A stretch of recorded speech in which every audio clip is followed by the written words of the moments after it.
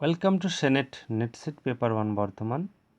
এবার আমরা শুরু করব এনভায়রনমেন্ট, অর্থাৎ মোস্ট ইম্পর্ট্যান্ট একটা টপিক যেখান থেকে প্রায় কোশ্চেন কমন আসে, সেটা হলো এনভায়রনমেন্ট।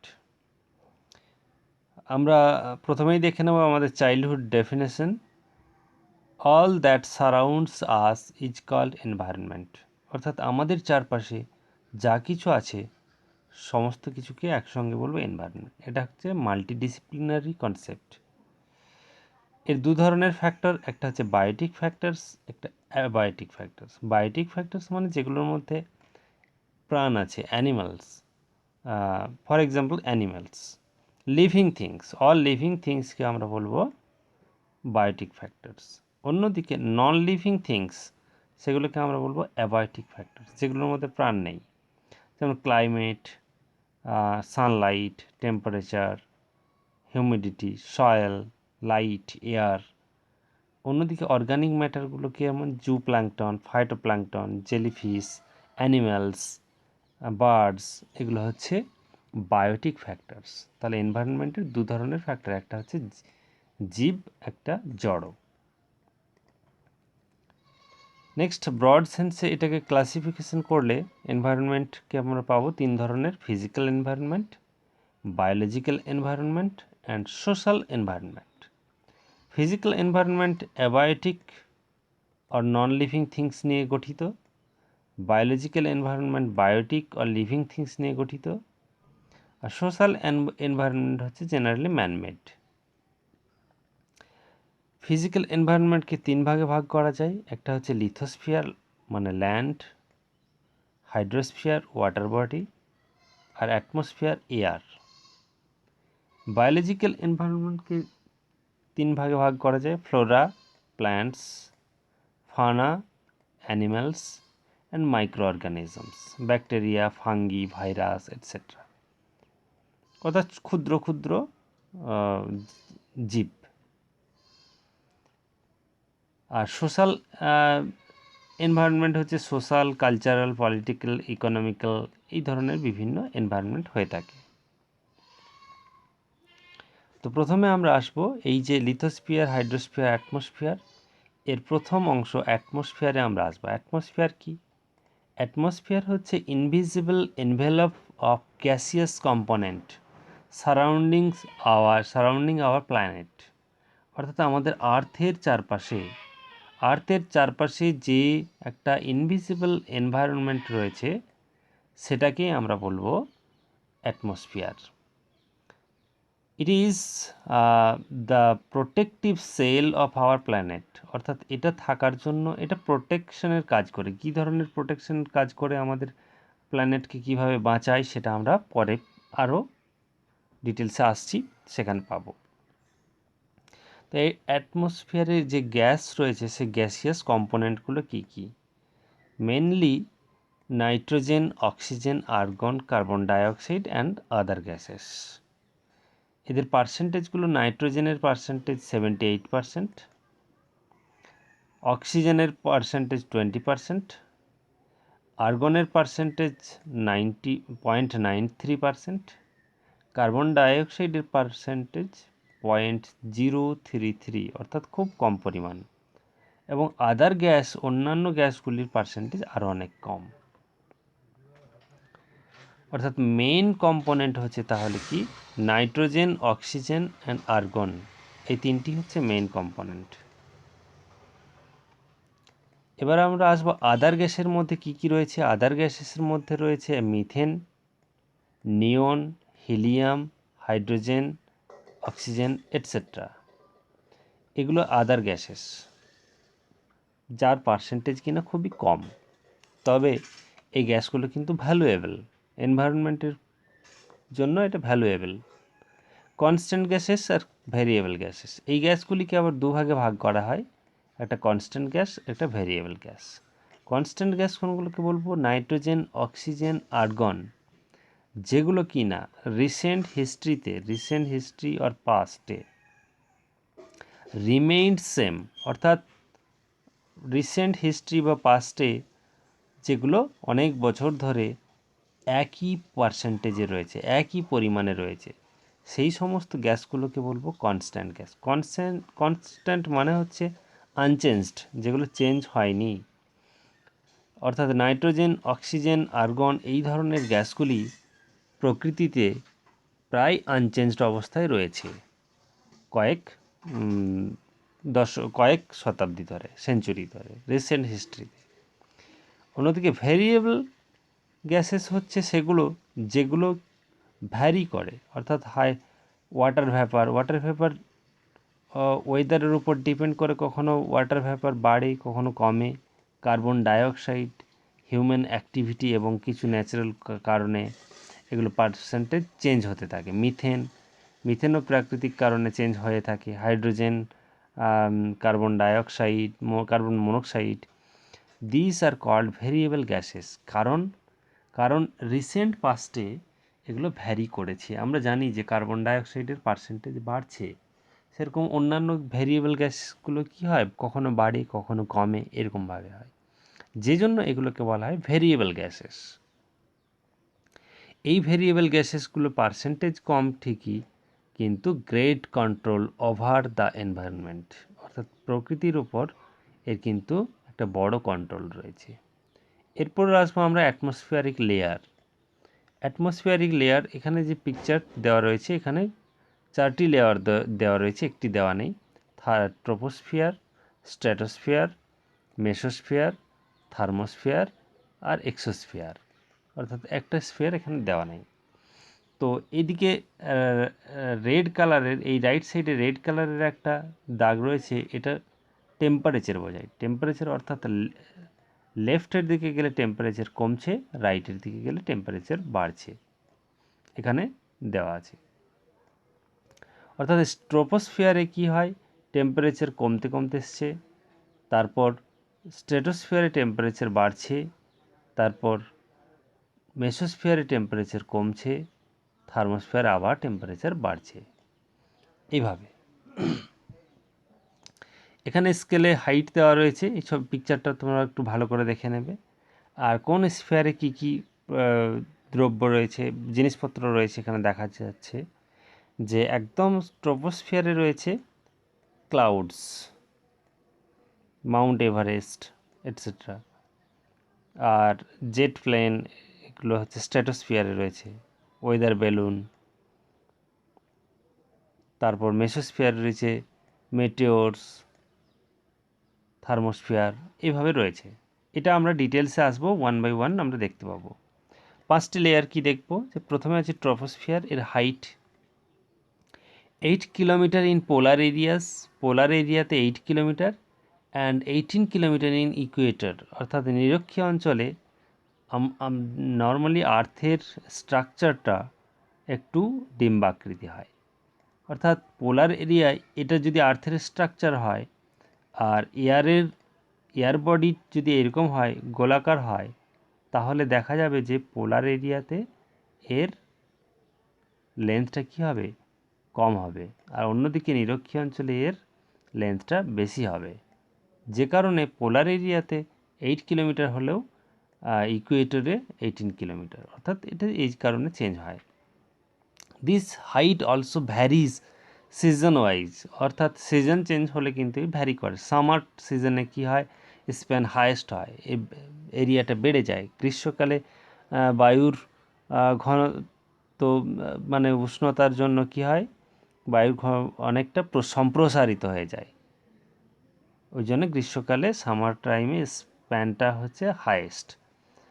অন্যদিকে উইন্টার সিজনে এটা হচ্ছে লোয়েস্ট।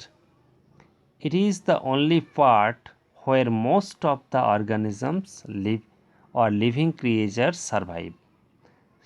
শুধুমাত্র ট্রপোস্ফিয়ারেই কিন্তু 99% অর্গানিজম কিন্তু সারভাইভ করে, আর কিছু ব্যাকটেরিয়া জাতীয় পদার্থ কিন্তু ট্রপোস্ফিয়ারের বাইরেও থাকতে পারে। In that region, altitude rises, temperature as altitude rises, temperature decreases, অর্থাৎ যত উচ্চতা বাড়বে তত টেম্পারেচার কিন্তু ফল করতে থাকবে, টেম্পারেচার কমতে থাকবে, উচ্চতা বাড়ার সঙ্গে সঙ্গে টেম্পারেচার কমবে। তো এই উচ্চতা বাড়ার সঙ্গে সঙ্গে টেম্পারেচার কমাটাকে ল্যাপস রেট বলা হয়। এই ল্যাপস রেটটা কি? -6.4 ডিগ্রি পার কিলোমিটার। অর্থাৎ এখানে ডিগ্রি সেলসিয়াস বলা ভালো, সেলসিয়াসটা দেওয়া হয়নি। ডিগ্রি সেলসিয়াস পার কিলোমিটার অর্থাৎ 6.4 degree Celsius per kilometre lapse rate ট্রোপোস্ফিয়ারে। অর্থাৎ ট্রোপোস্ফিয়ারে উচ্চতা 6 কিলোমিটার, 1 কিলোমিটার উচ্চতায় গেলে 6 ডিগ্রি 6.5 ডিগ্রি টেম্পারেচার কমে যাবে। ওয়েদার ফিনোমেনা কোথায় অবজার্ভ হয়? রেইন, স্টর্ম, থান্ডারস্টর্ম, ক্লাউড, এগুলো দেখা যায় এই ট্রোপোস্ফিয়ারে। Upper limit of this troposphere is called tropopause. Upper লিমিটকে বলা হয় ট্রোপোস্ফিয়ারের যে একটা আপার লেভেল, সে আপার লেভেলটার নাম হচ্ছে ট্রোপোপজ। নেক্সট হচ্ছে স্ট্র্যাটোস্ফিয়ার। নর্মালি ইট রেঞ্জেস 18 থেকে 50 কিলোমিটার। তো এটা ভ্যারি করে। কেন ভ্যারি করে? ওই যে আগেই বলা হয়েছে যে ওয়েদার সিজন ওয়াইজ ভ্যারি করে, সেরকম। It varies from 10 kilometre to 50 kilometre season wise. It is started from tropopause, অর্থাৎ ট্রোপোস্ফিয়ারের ট্রোপোপজ থেকে শুরু করে তার ওপরের দিকটা। And its upper boundary is called stratopause. তাহলে ট্রোপোস্ফিয়ারের আপার বাউন্ডারিটিকে বলবো ট্রোপোপজ, স্ট্র্যাটোস্ফিয়ারের আপার বাউন্ডারিকে বলবো স্ট্র্যাটোপজ। ইট কনসিস্ট ওজোন লেয়ার। তাহলে ওজোন লেয়ার আলাদা কোনো লেয়ার নয়। ওজোন লেয়ার কোথায় দেখা যায়? স্ট্র্যাটোস্ফিয়ারের মধ্যে। তাহলে ওজোন লেয়ার, আমরা অনেক সময় ওজোন লেয়ারকে আলাদা লেয়ার বলে থাকি, কিন্তু না, ওজোন লেয়ার দেখা যায় স্ট্র্যাটোস্ফিয়ারের মধ্যে। An envelope of ozone gases. একটু আগে আমরা বলেছিলাম যে অ্যাটমসফিয়ার হচ্ছে প্রোটেক্টিভ সেল। প্রোটেক্টিভ সেল কেন? কেননা এই ওজোন লেয়ার এনভেলপ কাজ করে। কিসের কাজ করে? Absorb harmful ultraviolet rays. Absorb harmful ultraviolet rays. তাহলে মহাকাশ থেকে যে সমস্ত আল্ট্রাভায়োলেট রে আসে, সেটা ওজোন লেয়ারে কী হয়? ওজোন লেয়ারে এসে শোষিত হয়ে যায়, সেটা আর পৃথিবীর মধ্যে আসতে পারে না। Of solar radiation, that's why it is called umbrella of the earth. Without it no life could sustained in the earth. কারণ এটা যদি না থাকতো ওজোন লেয়ার, তাহলে আল্ট্রাভায়োলেট রে পৃথিবীতে আসতো এবং সব কিছু ধীরে ধীরে ধ্বংস হয়ে যেত। This sphere is suitable to fly jet plane. Jet plane আকাশে উঠতে এটা সাহায্য করে। কেননা এখানে কোনো রকম ঝড় ঝঞ্ঝা বৃষ্টিপাত এসব হয় না, বজ্রপাত হয় না। সেগুলো কোথায় হয়? ট্রোপোস্ফিয়ারে হয়। আমরা আগেই পেয়েছি ট্রোপোস্ফিয়ারে ওয়েদার ফিনোমেনা। তো সে কারণে এইখানে কোনো রকম with low fuel and low turbulence, অর্থাৎ কোনো রকম ঝড় ঝঞ্ঝা এখানে নেই, ঝামেলা নেই। এখানে ফুয়েল কম ইউজ হয়ে থাকে স্ট্র্যাটোস্ফিয়ারে, এই জন্য এটাকে শান্তমণ্ডল বলা হয় বাংলায়। এরপরে আমরা আসবো মেসোস্ফিয়ার। মেসোস্ফিয়ার হচ্ছে মিডিল স্ফিয়ার, অর্থাৎ যে 5টি স্ফিয়ার রয়েছে তার মিডিল স্ফিয়ার হচ্ছে মেসোস্ফিয়ার। তো এটা হচ্ছে অ্যাটমসফিয়ারের সবথেকে কোল্ডেস্ট লেয়ার অফ দ্য অ্যাটমসফিয়ারের coldest layer. Its temperature varies from -50 degree to -110 degree Celsius.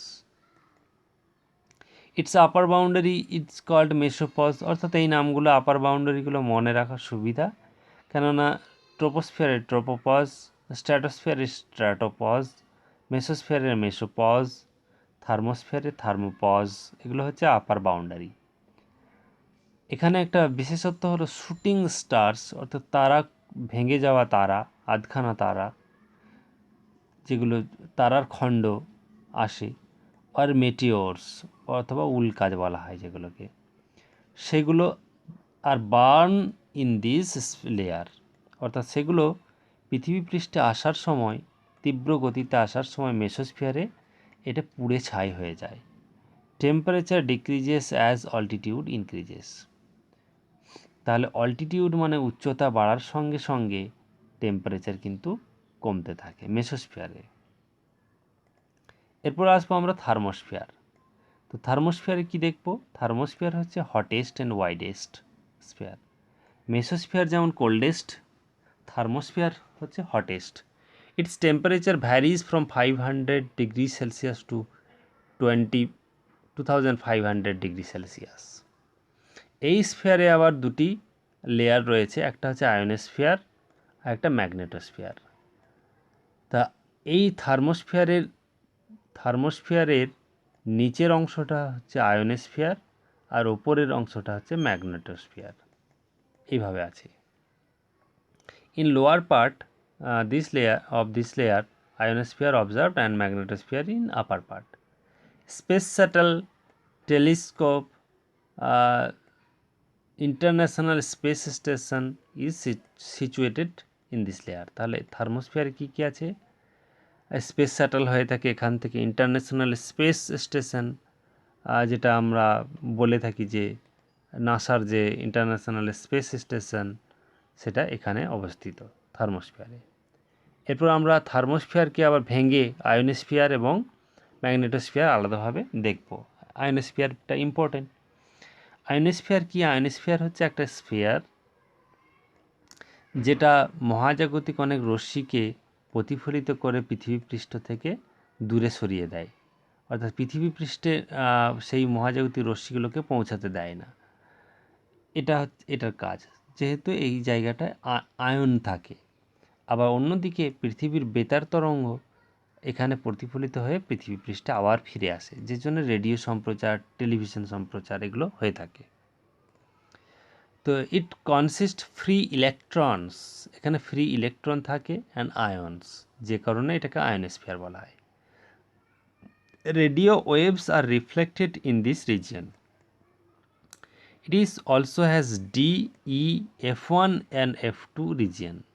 তাহলে আমরা এই ছবিতেও দেখব D, E, F1 and F2 region. এটা হচ্ছে ডে টাইমে থাকে। তো D is the lowest region of ionosphere which is not much useful for radio wave reflection. অর্থাৎ পৃথিবী পৃষ্ঠ থেকে যখন রেডিও ওয়েভ যায় তখন এই ডি রিজিয়ন থেকে কিন্তু বেশি প্রতিফলিত হয় না, বরং ডি রিজিয়ন ভেদ করে চলে যায়, ই রিজিয়ন থেকে প্রতিফলিত হয়। ডি রিজিয়ন কিন্তু বেশি আয়ন থাকে না, বেশি ইলেকট্রন থাকে না, যে জন্য ডি রিজিয়ন হচ্ছে উইক রিজিয়ন, সেটা রিফ্লেকশন বেশি ভালো হয় না। In day Times this region reflect some radio waves, মানে কিছু কিছু রেডিও ওয়েভ রিফ্লেক্ট করে। আবার নাইট টাইমে, রাত্রেবেলা এই ডি রিজিয়নটাই থাকে না, এটা অমিটেড হয়ে যায়। কারণ কি? ডিসঅ্যাপিয়ার হয়ে যায়, because they combine with oxygen molecule and no radio wave reflected at night. কারণ অক্সিজেনের যে মলিকিউলগুলো থাকে তার সঙ্গে ওই আয়নগুলো মিশে গিয়ে, ইলেকট্রনগুলো মিশে গিয়ে সেখানে এই রিজিয়নটা ডিসঅ্যাপিয়ার হয়ে যায়, এটা আর থাকে না রাতের বেলা। তো দিনের বেলা থাকে D region. E region above the D region, like D region, but somewhat better in reflection of radio wave. তাহলে ই রিজিয়নটাই কি হয়? রিফ্লেক্টেড হয় রেডিও ওয়েভ অনেকটা বেটার। ই এর থেকে এফ রিজিয়ন আরও ভালো, আরও বেটার। অর্থাৎ F region is the highest region of the atmosphere. মানে এই আয়োনোস্ফিয়ার বলতে হবে, অ্যাটমসফিয়ার বলা ভুল। আয়োনোস্ফিয়ারের highest region. It has greater concentration of free electrons and ions. তাহলে ফ্রি ইলেকট্রন অ্যান্ড আয়ন কোথায় বেশি আছে? না, এফ রিজিয়নে। আমরা যে ছবিতে দেখেছি এফ রিজিয়ন, এই এফ রিজিয়নে কিন্তু গ্রেটার কনসেন্ট্রেশনটা রয়েছে। দিনের বেলা এই এফ রিজিয়নটা দুভাগে ভেঙে যায়, একটা F1, একটা F2। F1টা হচ্ছে তুলনামূলকভাবে উইক, F2টা হচ্ছে আর কনসেন্ট্রেশন খুব বেশি। আর নাইট টাইমে দুটো রিজিয়ন কিন্তু জোড়া লেগে যায়, একই হয়ে যায়, দুটো রিজিয়নের কনসেন্ট্রেশন মোরলেস সেম হয়ে যায়। তাহলে F1 হচ্ছে F1 and F2 region night টাইমে কি হয়ে যায়, এফ রিজিয়ন হয়ে যায়। F layer is called Appleton layer, কারণ এখানে মোস্ট ইম্পর্ট্যান্ট, এটা হচ্ছে most important for radio reflection, এবং most of the radio reflection এই এফ রিজিয়নগুলো থেকেই হয়ে থাকে, রিফ্লেক্টেড হয়ে পৃথিবী পৃষ্ঠে আবার ফিরে আসে, সম্প্রচার হয়। আয়োনোস্ফিয়ারে আর একটা জিনিস অবজার্ভ করা যায়, অরোরাস, অরোরা বোরিয়ালিস অ্যান্ড এটা অরোরা বোরিয়ালিস এটা দেখা যায় Northern hemisphere which is observe from Norway, অর্থাৎ পৃথিবীর একটা উত্তর দিক থেকে দেখা যায়, নরওয়ে থেকে দেখা যায় একটা, আর একটা অস্ট্রেলিয়া থেকে দেখা যায় একটা সাউথের দিকে। সাউথার্ন হেমিস্ফিয়ারে যেটা দেখা যায় সেটা হচ্ছে Arora australis, observe from Australia. অরোরাগুলো কি, অর্থাৎ মধ্যরাতে, মাঝরাতে হঠাৎ একটা আলোর একটা আভা দেখা যায়, যেটা কিনা বিভিন্ন রং বেরঙের আলোর বিচ্ছুরণ দেখা যায়, সেটাই হচ্ছে অরোরা, আর কিছু না। যে জন্যে নরওয়েকে নিশীথ সূর্যের দেশ বলা হয়। Magnetosphere is dominated by magnetic field, magnetosphere is dominated by magnetic field. এখানে ম্যাগনেটিক ফিল্ড তৈরি হয়, অর্থাৎ বিভিন্ন এখানে এলিমেন্ট রয়েছে, যে সমস্ত এলিমেন্টগুলো একটা ম্যাগনেটিক ফিল্ড ক্রিয়েট করে, সেটাও কিন্তু protect from solar wind, cosmic particle, অর্থাৎ মহাজাগতিক বিভিন্ন পার্টিকেল, মহাজাগতিক রে এবং সোলার উইন্ড এ সমস্তর হাত থেকে পৃথিবীকে বাঁচায়। তাহলে পৃথিবীকে অ্যাটমসফিয়ারকে প্রোটেক্টিভ সেল বলার কারণ হচ্ছে ওজোনোস্ফিয়ার, আয়োনোস্ফিয়ার, ম্যাগনেটোস্ফিয়ার, এগুলো পৃথিবীকে বিভিন্নভাবে বাঁচায়। ওজোনোস্ফিয়ার কি করে, আলট্রাভায়োলেট রে শোষণ করে। আয়োনোস্ফিয়ার কি করে, মহাজাগতিক রশ্মিকে প্রতিফলিত করে, পৃথিবী পৃষ্ঠে আসতে দেয় না। আবার কসমিক পার্টিকেল, সোলার উইন্ড এসবের হাত থেকে ম্যাগনেটোস্ফিয়ার বাঁচায় পৃথিবীকে। এই জন্য অ্যাটমসফিয়ারকে বলা হয় প্রোটেক্টিভ সেল। এক্সোস্ফিয়ার কি, আউটার মোস্ট স্ফিয়ারকে বলা হয় এক্সোস্ফিয়ার। এক্সোস্ফিয়ার হচ্ছে very thin, it ranges from 1000 থেকে 10,000 পর্যন্ত হতে পারে, কেননা 10,000 পর্যন্ত থাকে না যদিও, কিন্তু 1000-এর ওপরে অংশটা। এটা খুব থিন, মানে এর পরের অংশটা বহির্বিশ্বের সঙ্গে ধীরে ধীরে গিয়ে মিশে গেছে। It consist low density of hydrogen আর helium and somewhat heavier molecules are observe এখানে। এরপরে আমরা যে এই স্ফিয়ারগুলো পড়েছি, এই স্ফিয়ারগুলোকে আবার দুভাগে ভাগ করা যায়। একটা হচ্ছে হোমোস্ফিয়ার আর একটা হেটেরোস্ফিয়ার। হোমোস্ফিয়ার মানে হচ্ছে নিচের দিকের অংশটা, সমজাতীয় যে অঞ্চলটা, সেটাকে হোমোস্ফিয়ার বলবো। আর হেটেরোস্ফিয়ার বলবো যে অঞ্চলটা বিষমজাতীয়। হোমোস্ফিয়ার 0 থেকে 80 কিলোমিটার পর্যন্ত জেনারেলি। এই স্ফিয়ারের মধ্যে ট্রপোস্ফিয়ার, স্ট্র্যাটোস্ফিয়ার অ্যান্ড মেসোস্ফিয়ার পড়ে, অর্থাৎ এই অঞ্চলটাকে আমরা বলবো হোমোস্ফিয়ার। এই অঞ্চলের এই অঞ্চলের যে মিক্সড বা গ্যাসিয়াস পদার্থগুলো রয়েছে, সেগুলো almost homogeneous of gases, relatively constant composition, অর্থাৎ যেমন নাইট্রোজেন, অক্সিজেন, আর্গন, এদের কম্পোনেন্টগুলো কনস্ট্যান্ট গ্যাসগুলো এখানে থাকে, সেজন্য এটাকে বলা হয় হোমোস্ফিয়ার। অন্যদিকে হেটেরোস্ফিয়ার কি হয়, আপার পোর্শন, অর্থাৎ যেখানে concentration and composition of gases are not same throughout the region. Thermosphere and exosphere are called heterosphere. তাহলে থার্মোস্ফিয়ার, এক্সোস্ফিয়ার যেখানে যেমন হাইড্রোজেন, হিলিয়াম, এই গ্যাসগুলো কি ছড়িয়ে ছিটিয়ে থাকে, বিভিন্ন রিজিয়নে বিভিন্ন রকম থাকে। আয়োনোস্ফিয়ার থাকে, তো আয়োনোস্ফিয়ারে কী কী আয়ন থাকে এখানে ছবিতে রয়েছে, তো এগুলো বিভিন্ন জায়গায় বিভিন্ন রকম থাকে বলে এই অঞ্চলটাকে বলা হয় হেটেরোস্ফিয়ার। হোমোস্ফিয়ার হচ্ছে অঞ্চলটি সমজাতীয়, যে জন্য এটাকে হোমোস্ফিয়ার বলে। হোমোস্ফিয়ারের মধ্যে কোন কোন গুলো আছে, আর হোমোস্ফিয়ারের মধ্যে তিনটি, স্ট্র্যাটোস্ফিয়ার, মেসোস্ফিয়ার অ্যান্ড ট্রোপোস্ফিয়ার। অন্যদিকে হেটেরোস্ফিয়ার হচ্ছে থার্মোস্ফিয়ার অ্যান্ড এক্সোস্ফিয়ার। সামারি, এই টেবিলটা দেখলে আমরা বুঝতে পারবো যে এই প্রত্যেকটা স্ফিয়ারে কী কী কম্পোনেন্ট রয়েছে এটসেট্রা, কী কী ইম্পর্টেন্স সেগুলো। যেমন ট্রোপোস্ফিয়ার থিকেস্ট, এর থিকনেসটা বেশি, লিভিং অর্গানিজম থাকে, ওয়েদার ফিনোমেনা দেখা যায়। স্ট্র্যাটোস্ফিয়ার স্টেবল, অর্থাৎ এইখানে কোনো রকম ঝড় ঝঞ্ঝা ওয়েদার ফিনোমেনা দেখা যায় না, স্টেবল। ওজোন লেয়ার আছে, জেট প্লেন রান করে ওখানে, ফ্লাই করে, উড়তে পারে।